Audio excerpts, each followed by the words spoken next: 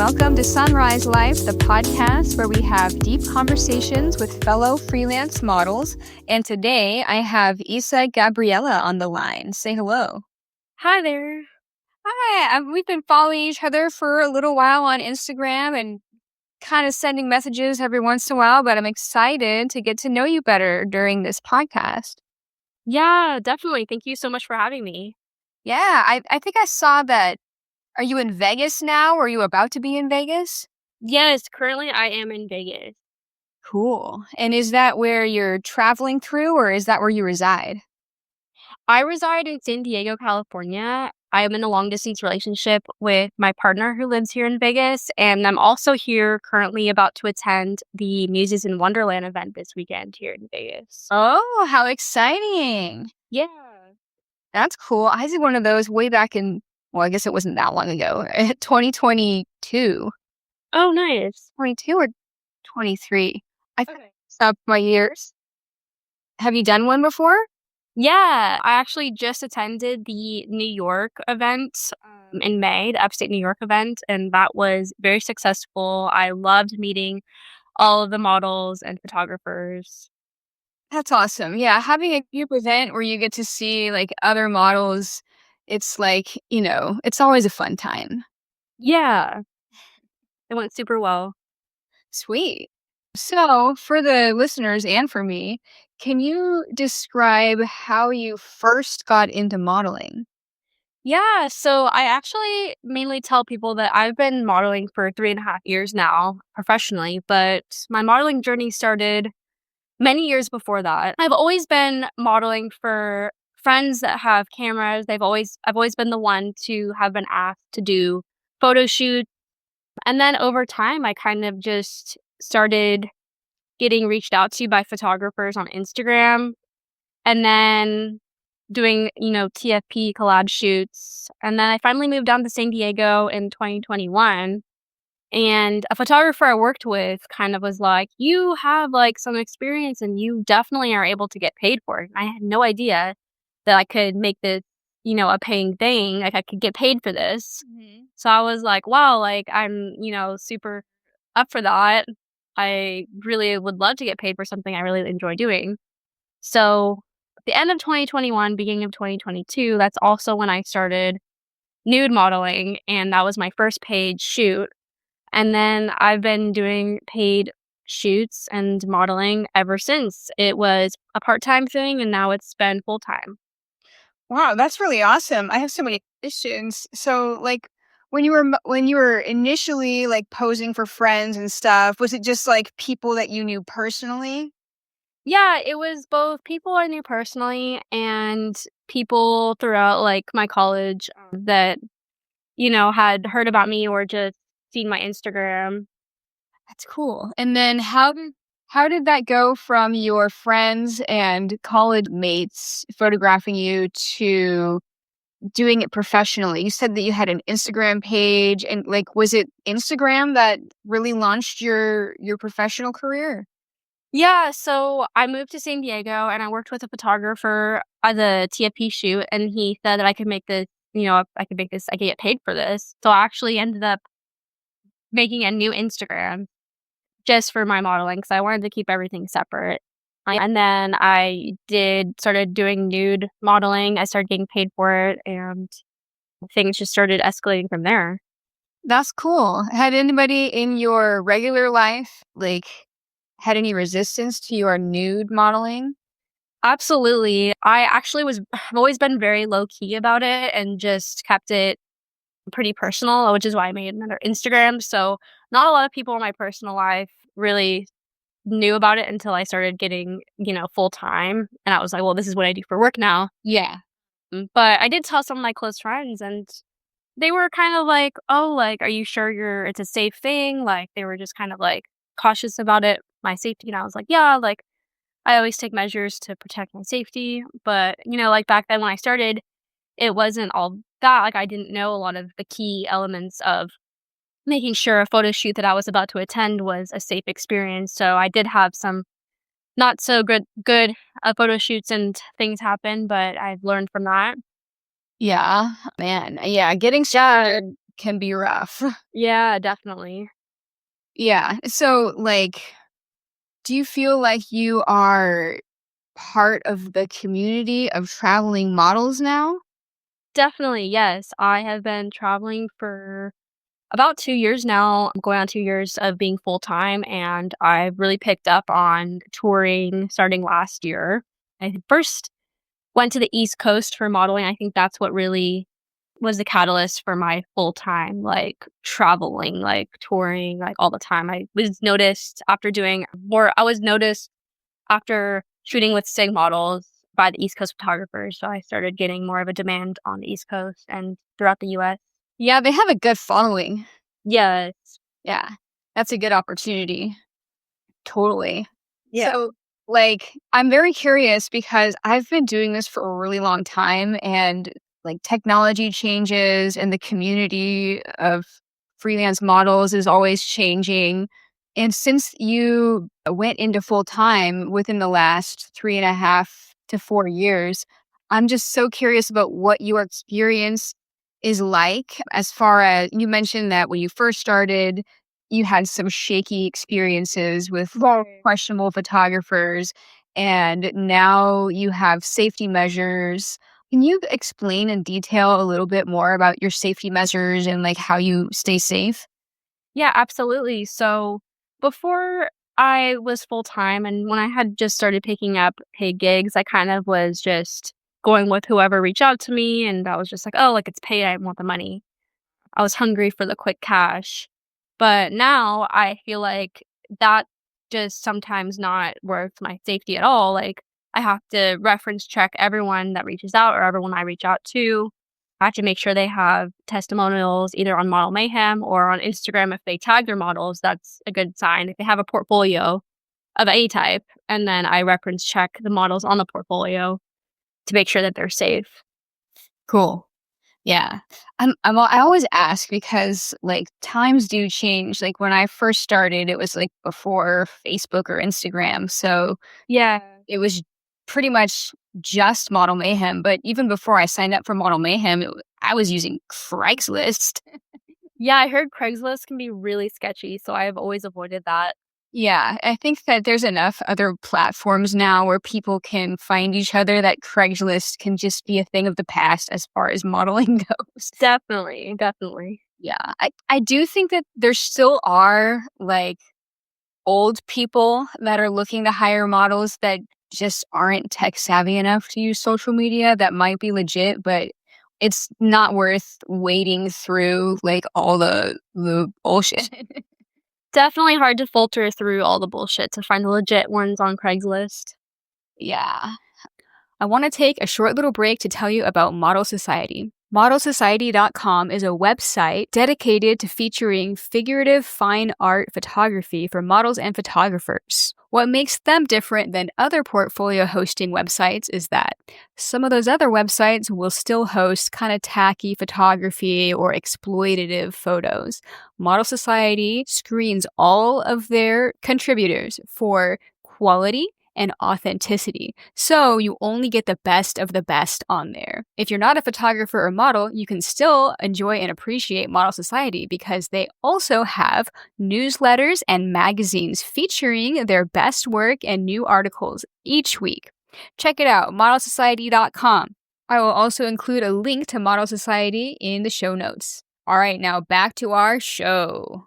Well, since we've kind of already brushed the topic about like crazy experiences, I do have a section on my podcast that I've often called the photo shoot fail of the week. And since you've listened to some past episodes, you probably get the idea. Can you explain at least one story where you had a photo shoot experience that was crazy, either because the photographer themselves were crazy or maybe the situation of the photo shoot itself was crazy? What's some of your crazy stories? Yeah, absolutely. So when I first started paid shoots or modeling professionally, I quickly joined a group or I went to a group shoot event that was paid, but this was my first ever group shoot event. And it was located in Orange County, California. So I'm based in San Diego. It was about an hour and a half away. And in total, I don't know why I attended 7, but I attended 7 total events with this group she organizer who I'm not gonna say the name of, but, Mm. yeah, so it was just all negative for not just me, but most every single person that has worked with this specific quote unquote photographer that ran these group events. Basically, he would pocket most of the money that the models were supposed to make. Yeah, so we would still get paid, but it wasn't as much as we should have gotten paid, and he would bring about the worst of the guys with cameras slash, like, just guys that were just coming to see nude women. I felt like it wasn't very, professional. I was still getting paid a little bit, and just the way he would speak to the models, very rude, just very degrading, just the behaviors and the way he would act. And the reason why models kept coming back is because he would have a phone call with each model after the event if he wanted to invite them to a future event. And he would tell the model that she was, amazing, like just everything that she wanted to hear, very manipulative in order for her to come back. And so that's why that he had a lot of models coming back. Sometimes some of the models he had come back for years on end before they realized who he really was. And he moved out of the state, but he still runs events. He had other models run his events for him, and he would pocket most of the money that, they were supposed to make too. So, just very predatory behaviors towards the models and would bring other photographers that were not there for the right reasons, and it was overall not a good environment, and a lot of the models and photographers were kind of realizing this too, and photographers were like, "Oh, yeah, well, I only did 1 shoot there and never again."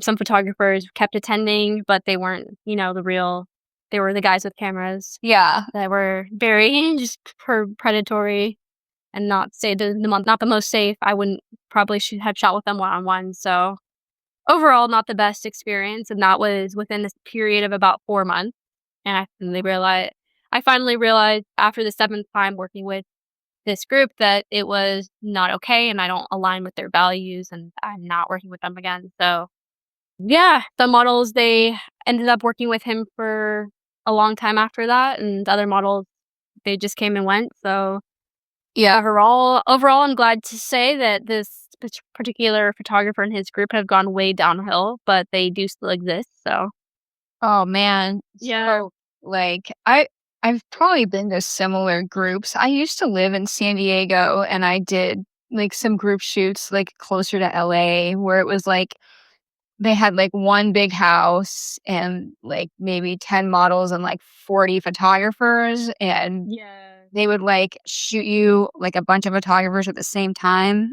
Yeah, that kind of a thing.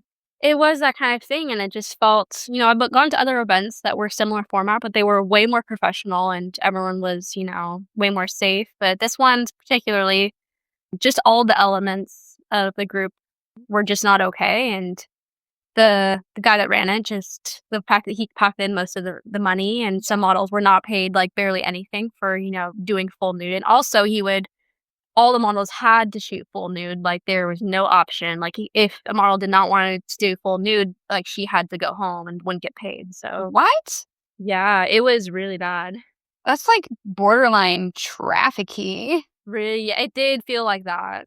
Oh, man, yeah, that's Very manipulative too, because he kept telling the models to come back that he wanted to come back, like, why they were such good models, and, it was easy to believe.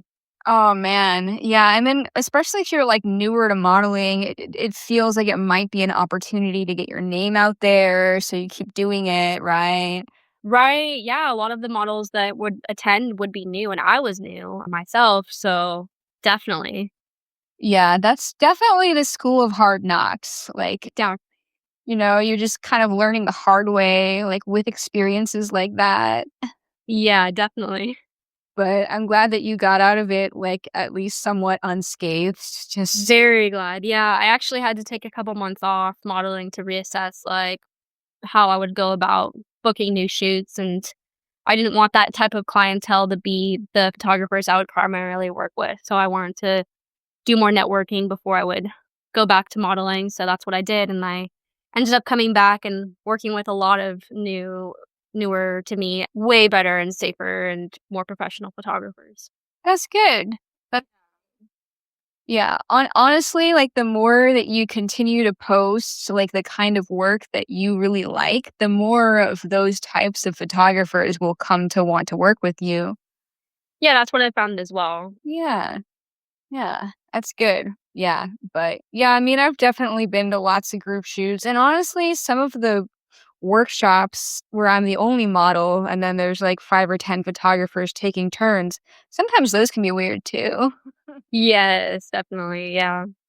Have you done many workshops?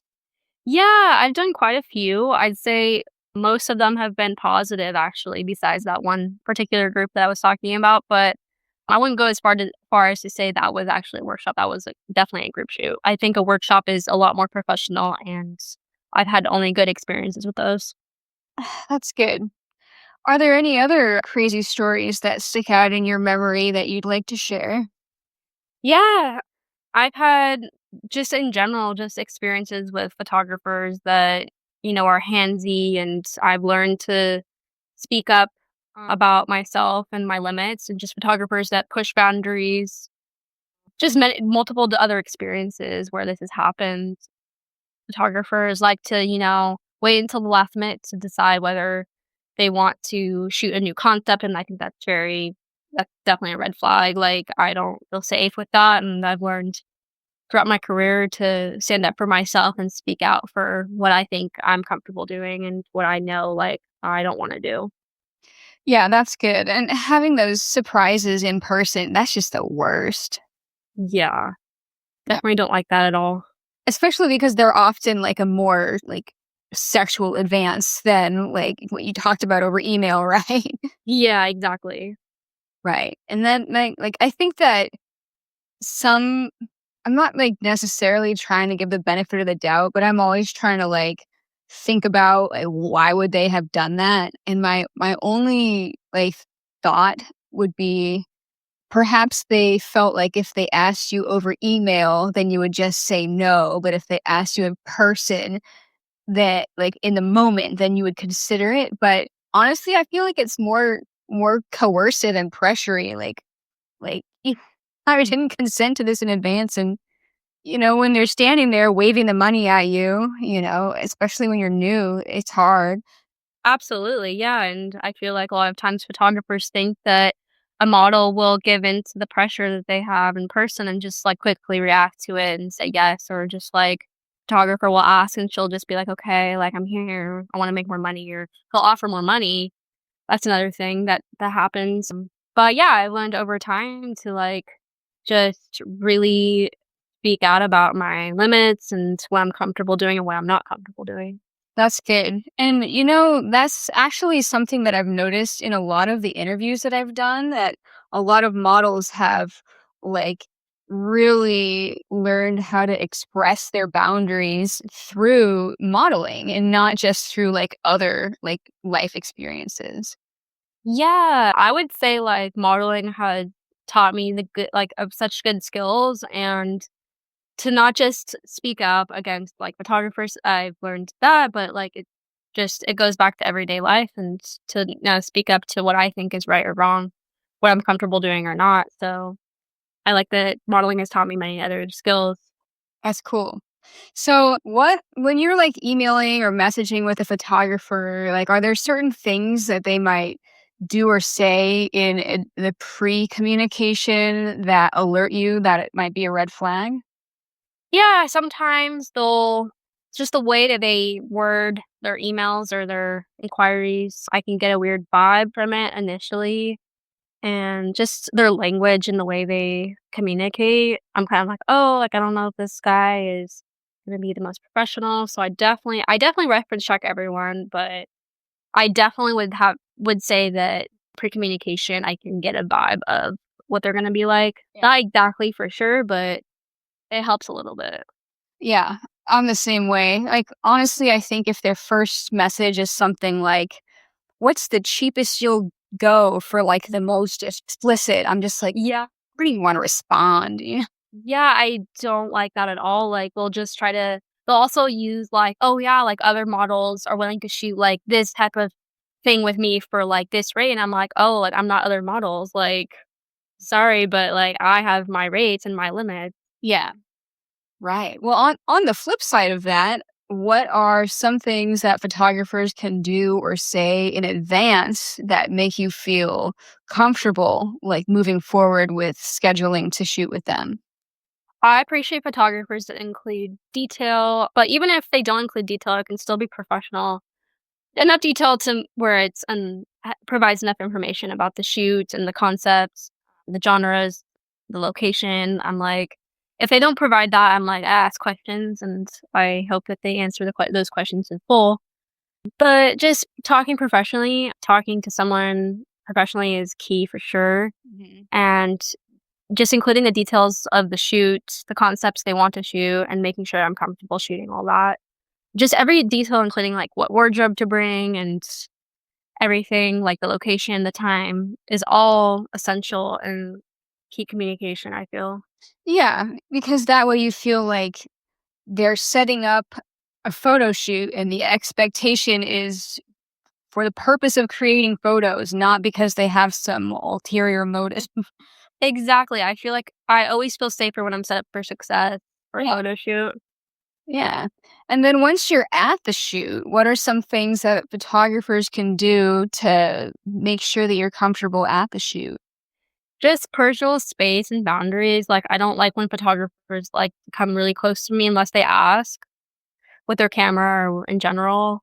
Just talking to me professionally and just, yeah, like, instructional. Yeah, just making sure I'm okay, checking in on me. Yeah.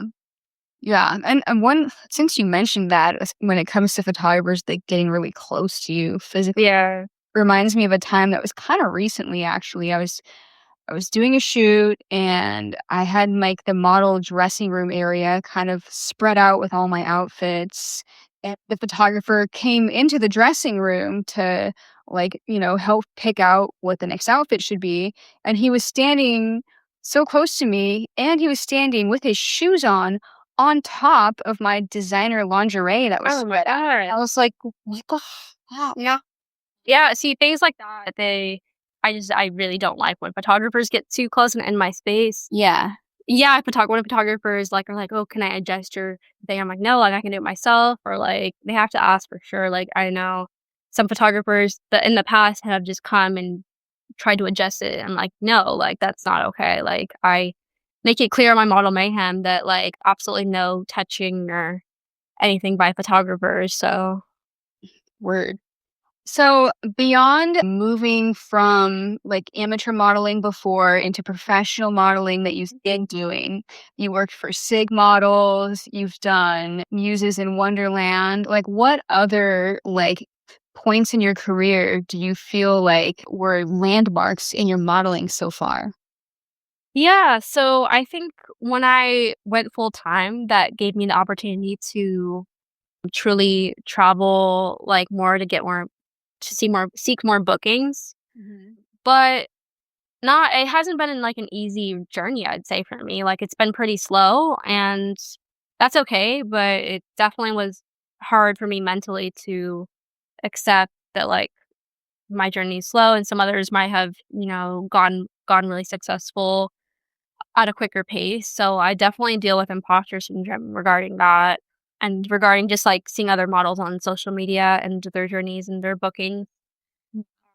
But I'd say Sig Models was probably one of the catalyst shoots for me getting more noticed. Even though it did take me 3 applications to get accepted by them. So they're picky with who they shoot with. And Mhm. at first I was like, oh, like, I don't, how am I supposed to get these shoots and these opportunities if no one's going to accept me? Like, I'm like thinking the negative. But I also remembered, like, I was more kind of low key and down low about my nude modeling career. So when I finally went full time, I was like, this is like what I want to do. Like, I accept that I will be out there, and I did Sig models, and I was really happy with the results, and that gave me more opportunity to network, and then I was invited to Muses in Wonderland, and I met a lot of photographers there, and they have been shooting me since.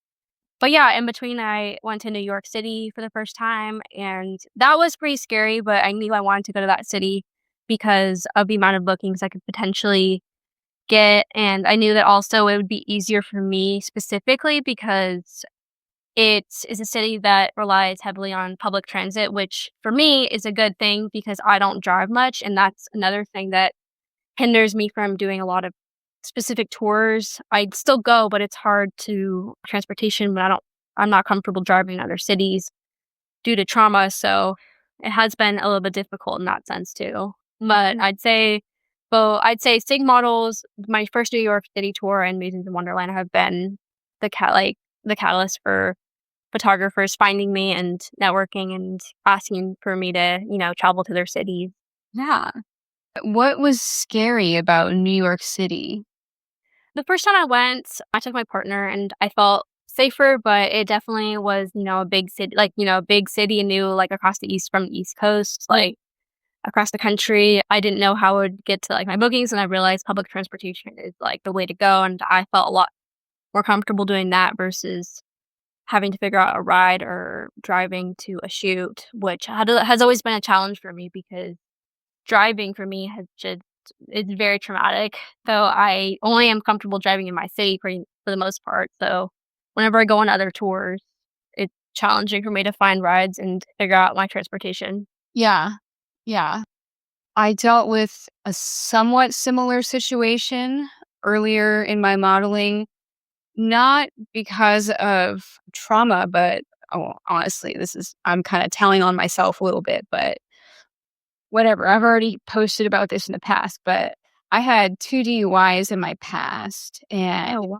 it affected my ability to rent a car Oh my because gosh. my driver's license had a stipulation on it that I could only drive a car if it had an ignition interlock breathalyzer installed in it. So I could drive my car with the breathalyzer at home, but when I flew places, I just couldn't rent cars. So yeah, for 5 years, I had to kinda do the same, either take public transportation or ask photographers if they could, like, pick me up and then maybe drop me off at a Starbucks or something like that.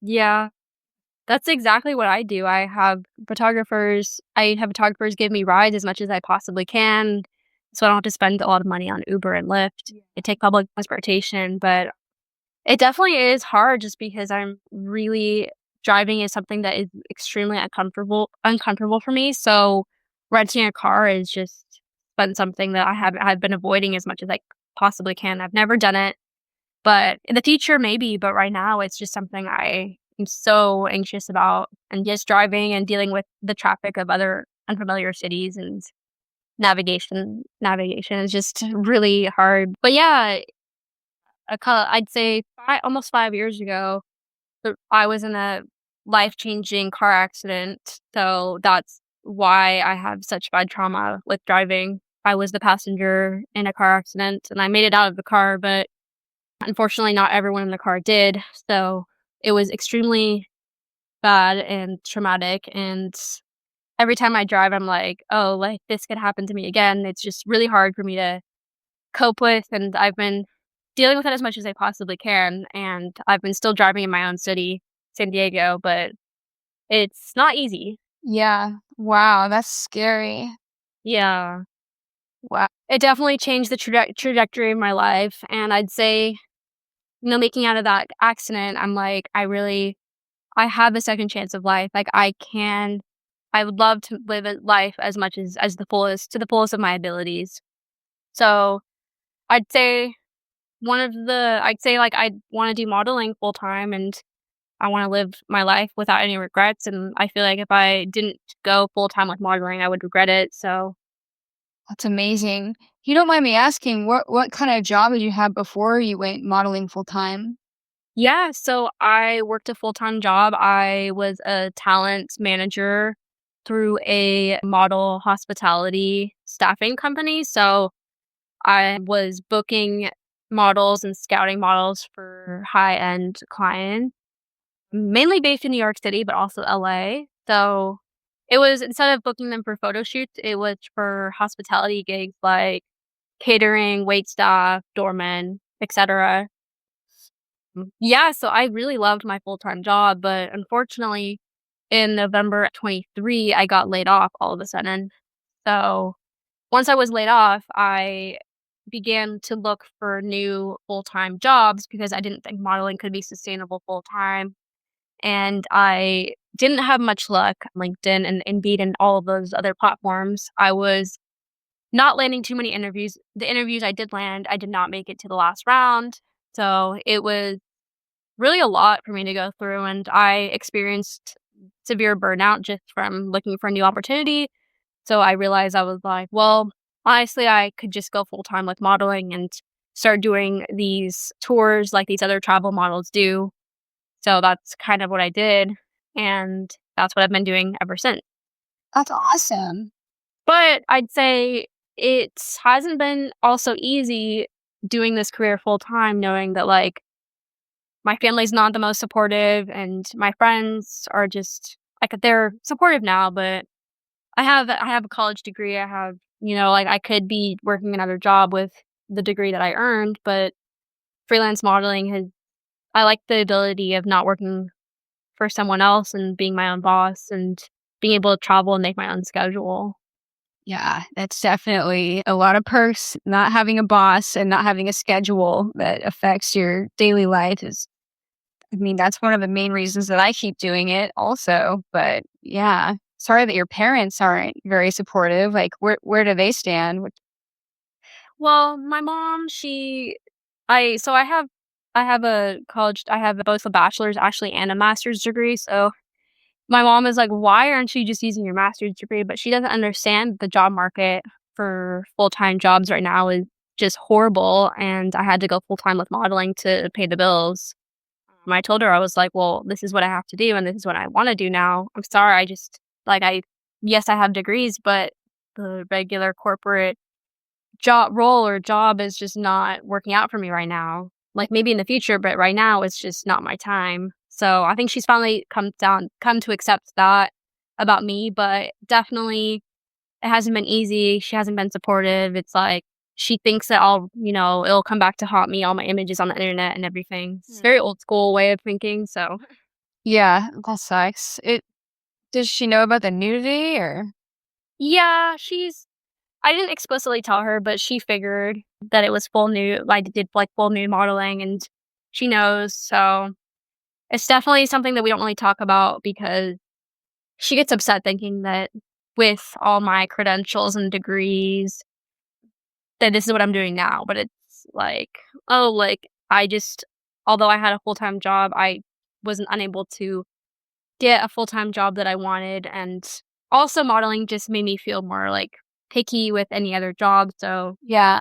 instead of, like, finding a new job right away that was, like, really low pay, I just decided I could make more money and have more free time and make my own schedule with Yeah. doing modeling, so Right. With yeah. parents, I think like I've kind of, dealt with my parents like when telling them that I posed nude and stuff. They definitely were like weirded out for a while. Honestly though, I think that like when they knew that I was modeling nude but didn't really have any other information, like especially my dad kind of freaked out. He told me that he signed up for a support group for parents of kids who were caught in sex trafficking, and I was like, "Dad, I'm not being trafficked." But he didn't really, because I didn't like expose any like other information beyond the fact that I posed nude. He just, I think his mind just kind of went to like the worst possible scenario. And it's been quite a journey, but that was a long time ago though. Things are a lot more chill now. But I think just with time and then like, I know that you said that you and your mom don't really talk about the details, but maybe explaining the safety protocols with her would help her not be so upset or worried. Yeah, no, that definitely has helped a little bit. She's definitely but always been worried that, like, about the worst, and she's even, offered to nowadays, like, she'll even offer me to drop me off at a shoot if I'm in her area, but yeah, so she's kind of come down to accept it, and she's just like, "Oh, like, if you wanna do what you gotta do, like, I'll, like, always love you, like, as a mom," but it's like, it's more just that, like, "Oh, like, why if you have, like, these degrees, like, why aren't you, like, working in a field related to these degrees? It's like, we worked so hard and it was a lot of tuition, like, I'm like, "Yeah, like, I have to accept that, like, I have to start paying off student loans with the money the income I'm making through modeling." So, it kind of is what it is. I never exactly saw myself being a full-time model. I really thought I would be in a corporate role after I graduated from my master's program, so definitely unexpected, but it is just life, like, I wanna, make the most of it, and I've also, like, accepted that modeling is just the best fit for me in life right now, so Yeah. And I think it's great that you have those college degrees so that in the future, when you do want to switch gears, you'll have those degrees in your back pocket. So that'll, be your ace in the hole, so to speak. yeah, exactly, and I've also learned some like, been able to apply some skills I've learned from my degree through my professional modeling and just, like, the client relationships and from a business perspective, it's helped a lot just transfer over. So I do think that, like, I can also transfer the skills that I've learned through modeling into something I could probably go into in the future.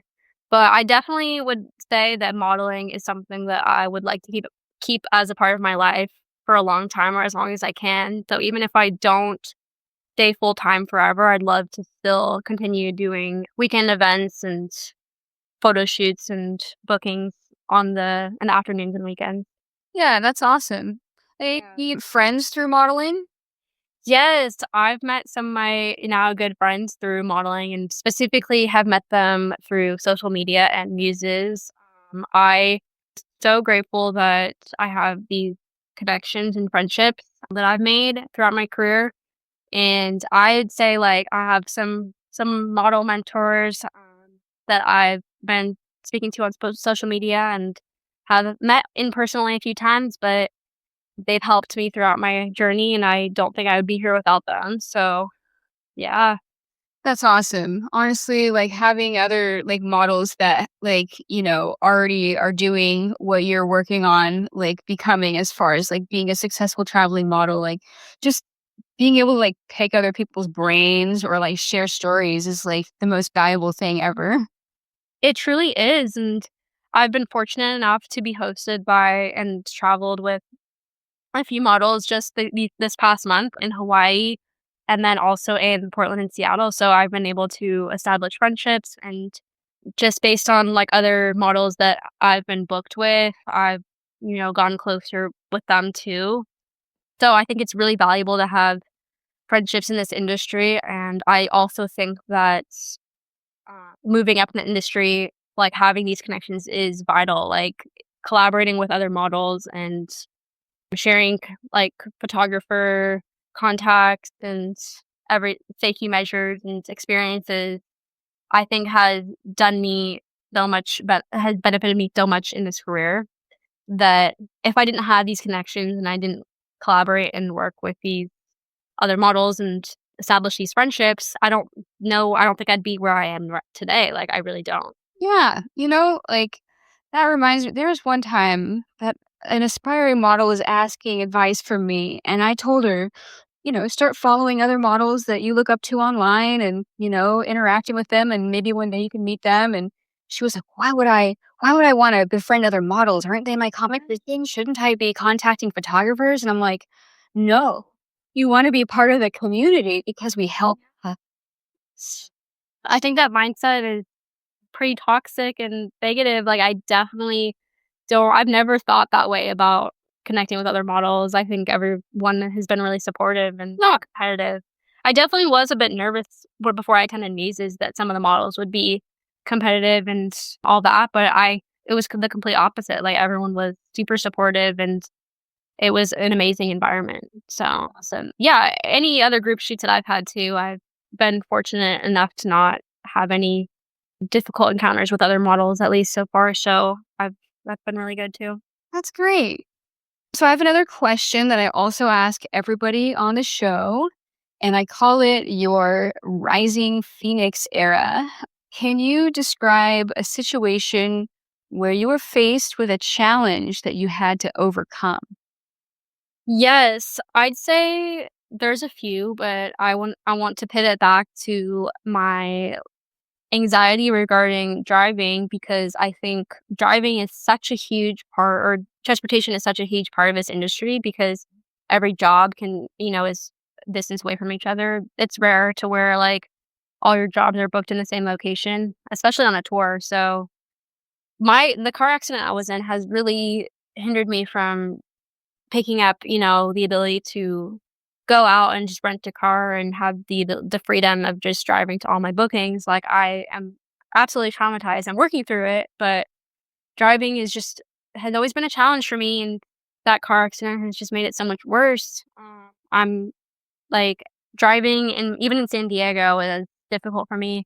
When I go to other cities, I have to rely on public transportation or photographers picking me up, and I feel like I could be so much more free if I just was able to just rent a car and go on with my bookings, but Yeah. it that also, like I'm about to go to Texas, and I know that Texas is everything's very far apart, so I'm a little bit nervous about that too, Yeah. but, yeah, I hope that, like, I can work to a point eventually where I can kind of really conquer that fear of driving in a new city and rent a car and not have to rely on other photographers and public transportation to navigate my way to all of my different bookings. Yeah. I mean, like, you save a bit of money by not renting a car, but if you take Uber, it probably evens out. Yeah, definitely. But yeah, not just that. I'd say dealing with imposter syndrome and just my mental health throughout my modeling journey and my journey has been so slow. I feel like sometimes it's hard to accept, like, that, like, not everyone's gonna want to book me, like, just dealing with the rejection aspect of modeling has been difficult for me. I feel like I'm a pretty sensitive person, so I've definitely grown thicker skin through rejection and just from bookings by photographers and other companies. Yeah. So when you say rejection, do you mean like people just either aren't responding or they're saying no, I don't want to shoot? Like what's going on with with that? Both reasons. After I feel like when I cold call a list of photographers, I'll get either ghosted by photographers that may follow up once or twice, and then they just decide to fall off, or photographers are just like, "No, I'm sorry," or they're just like, "Oh, I'll check my" and I think a big thing for me is, like, that I've encountered is photographers like, "Oh, like, I'll check my schedule, or I need to, like, see," and then they just never get back to me.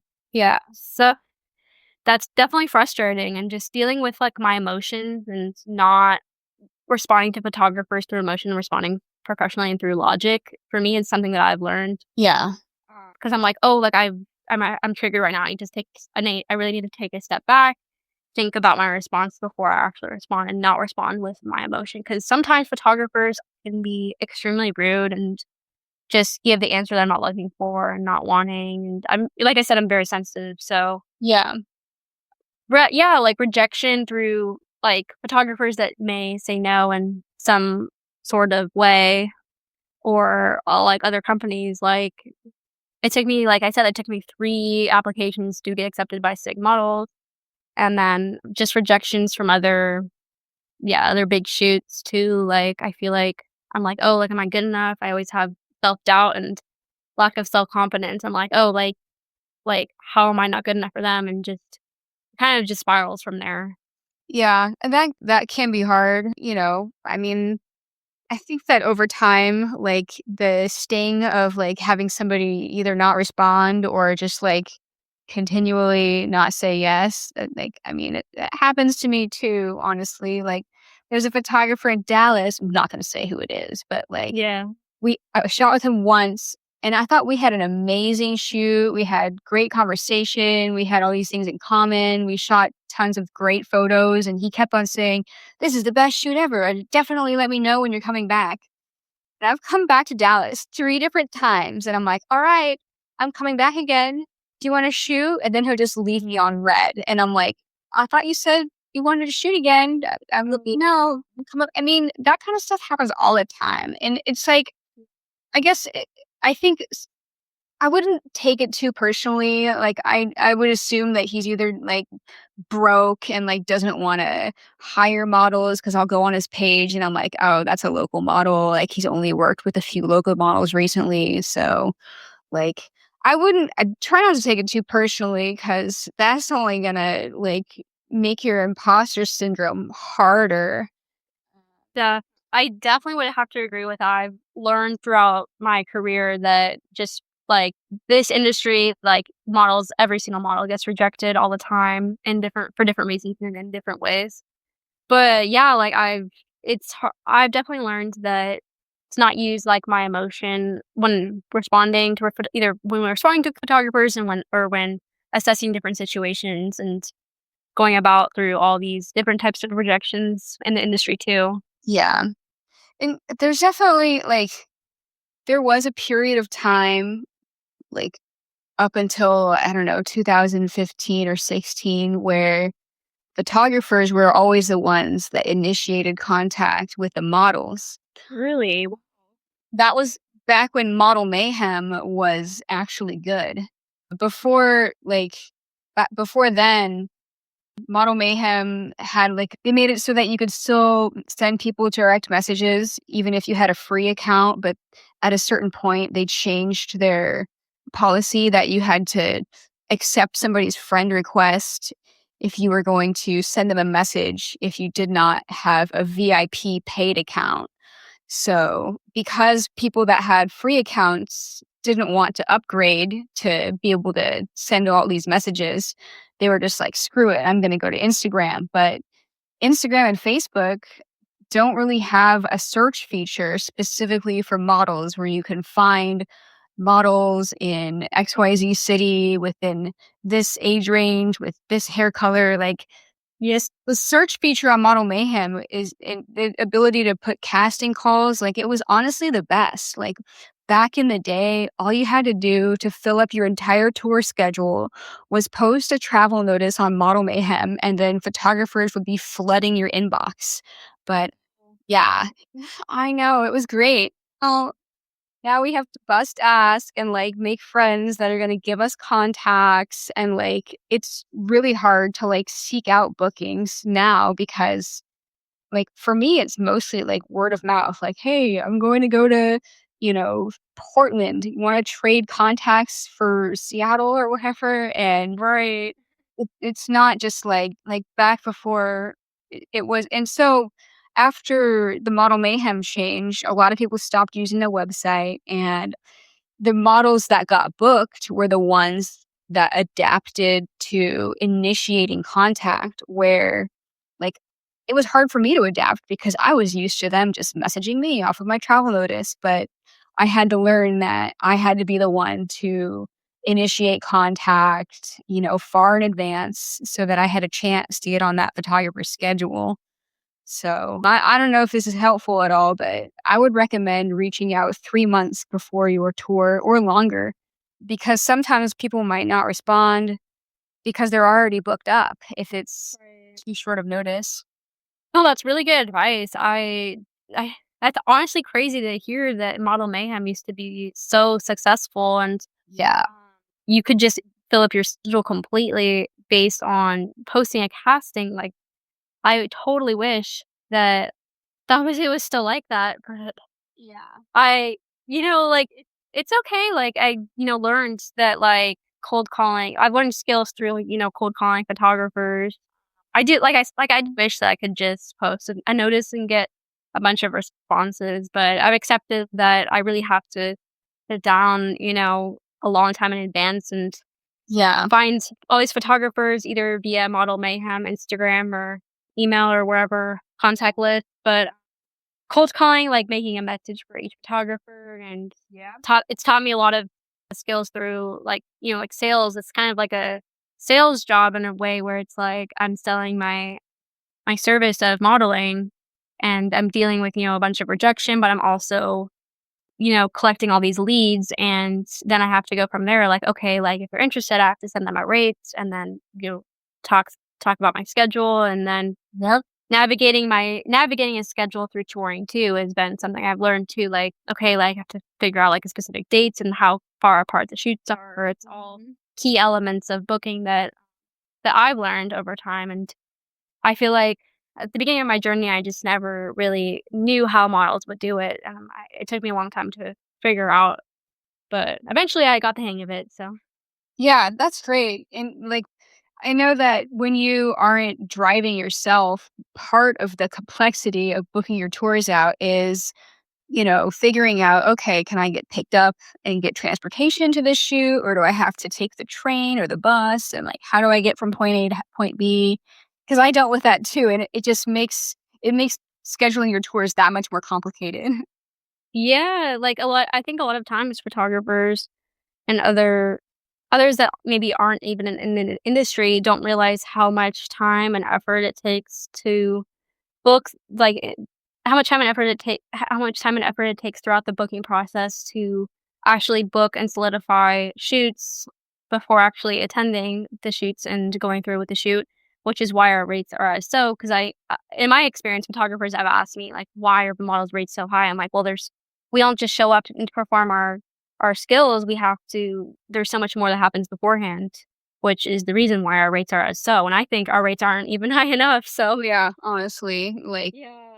they've gone up a bit over the last 10 years, but it's still like it, to compete with like interest rates, inflation, the cost of flights, like everything is really expensive now.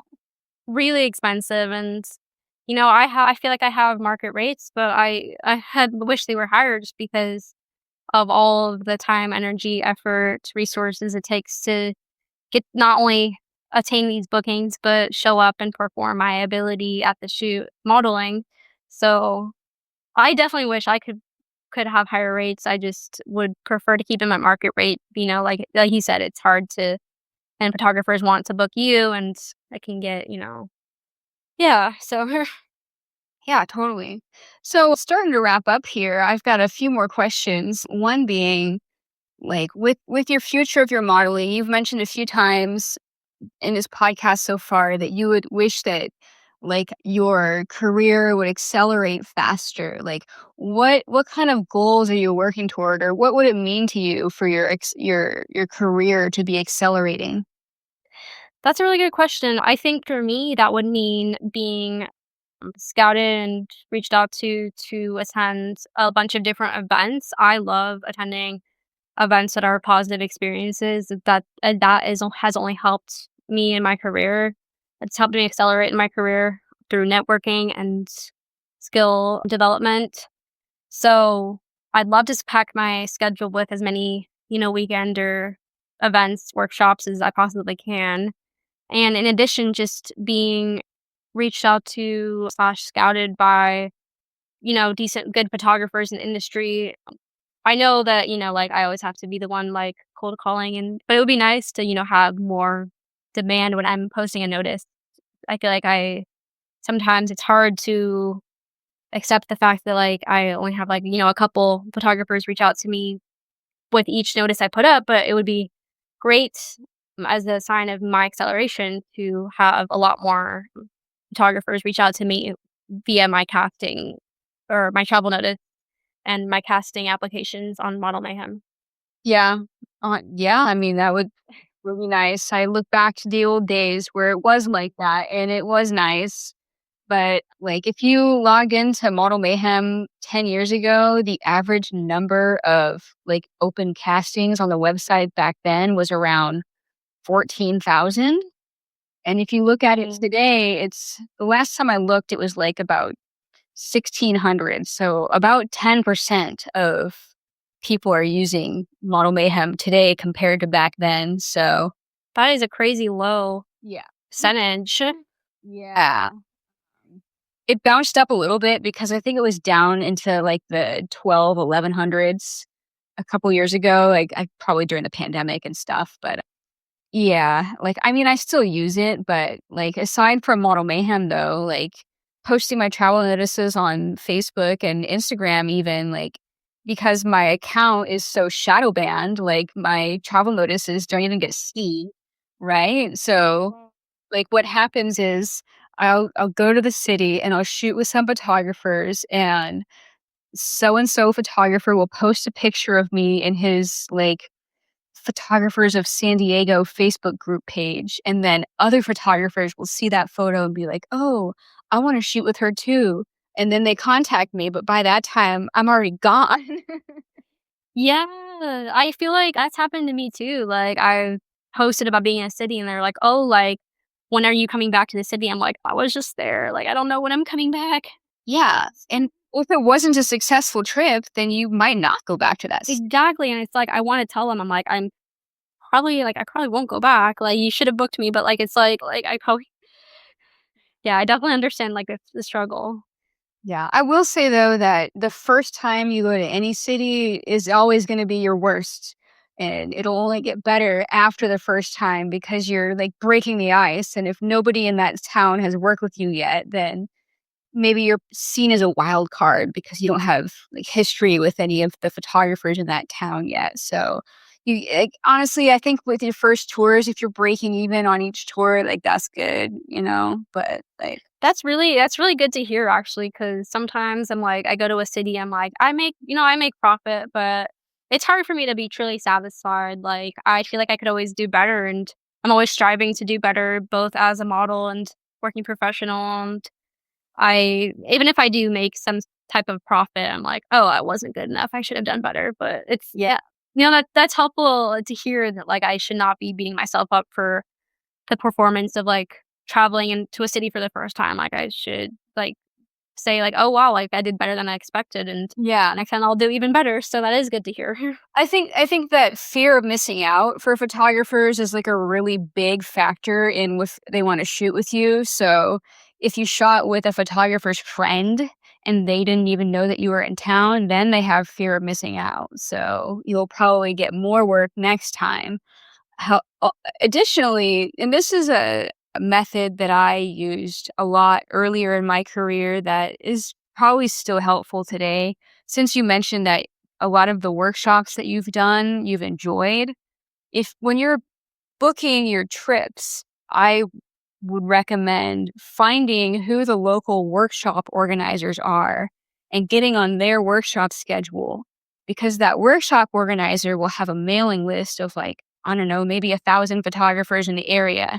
And if you book a workshop, then there like 1,000 photographers are going to get an email saying, Isa Gabriella is coming to town on this date. Sign up for the workshop. And some of those photographers might say, oh, well, I want to book with her outside of the workshop. So that could be helpful. That's actually a really good idea. I definitely will do that. I think that when I went to New York City the first time, I booked a workshop and I got a lot of new contacts just from there. And just in every city, like, there's a workshop I like to attend in LA that I've booked other shoots from. But yeah, just all over. Like, I love being a part of like group events and I love being included and invited to them. I feel like it's always been a benefit for me. And in the future, going back to your question about what could help me feel like I'm accelerating is like Mhm. if I'm put on more like model ran events, I love attending those events specifically. I feel like they're really special and I feel like they're really well curated. So model ran, like workshops, tours, like tour model inclusive tours, or just weekend like events in general. Like I love being a part of. So That's awesome. Yeah, it's good to keep working alongside others so that you're not just always a lone wolf out there. yeah, exactly. Yeah. Cool. Well, is there anything else that you would like to announce, like possibly future trips that you have coming up?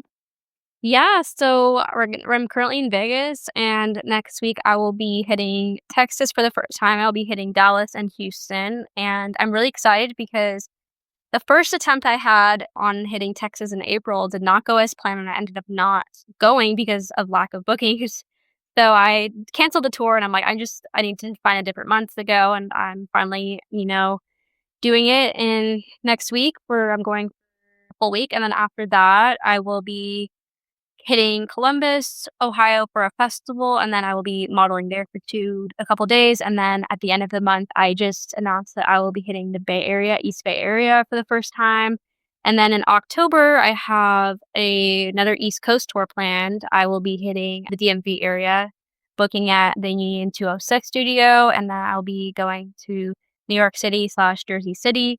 And then in November, I hope to figure out some new dates like Phoenix and, always modeling in SoCal and San Diego. So yeah, please feel free to reach out to me via Instagram. My Instagram is Isa Gabriella with 3 A's at the end for any booking inquiries, or email me or reach out to me via Model Mayhem, and I'd love to connect. Awesome. Yeah, I'll definitely include links to like your portfolio and your Instagram and stuff in the show notes for this podcast also. Great. Thank you so much for doing that. Yeah. Well, Gabriella, I've had such a good time like getting to know you over the course of this interview. Thank you so much for taking the time to do this episode with me. Absolutely. Thank you so much for having me on the show. I'm looking forward to connecting with you.